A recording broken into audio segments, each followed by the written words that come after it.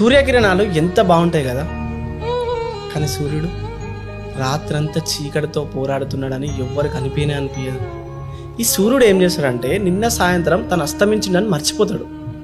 అందుకే మళ్ళీ పొద్దున్నే ఉదయిస్తాడు అన్నమాట. ప్రపంచం మొత్తానికి వెలుగులు పంచుతాడు. ఇదే తేడా మనకు అండ్ ఆ సూర్యుడికి. సూర్యుడు గడిచిపోయిన దాన్ని వదిలేసి ముందుకు వెళ్తుంటాడు, కానీ మనం రోజు పొద్దున్నే లేవగానే అవే పాత ముచ్చట్లను మనతో పాటు తీసుకొని వెళ్తాం. అదే చేదు భావంతో మనల్ని మనం నిందించుకుంటాం. ఇవే మనల్ని జీవితంలో ముందుకు వెళ్లకుండా ఆపుతాయి. చూడండి, ఇదే జీవితం అంటే. తప్పు అందరి వల్ల జరుగుతుంది. ఈ పేరు, రెప్యుటేషన్స్ అందరికి దక్కుతాయి. అందరి ప్రయాణంలో ఫెయిల్యూర్స్ కూడా ఉంటాయి. అందరూ చెడు రోజులను చూడాల్సిందే. కానీ ఈ అన్ని విషయాలను మర్చిపోయి ఎప్పుడైతే జీవితంలో ముందుకు వెళ్తారో అప్పుడే ఈ ప్రపంచంలో అండ్ ఆకాశంలో సూర్యుడిలాగా మారి మెరుస్తారు. అందుకనే ప్రతిరోజు మేల్కోండి, ఒక కొత్త జన్మతో, ఒక కొత్త ఉత్సాహంతో, ఒక కొత్త లక్ష్యంతో పాటు.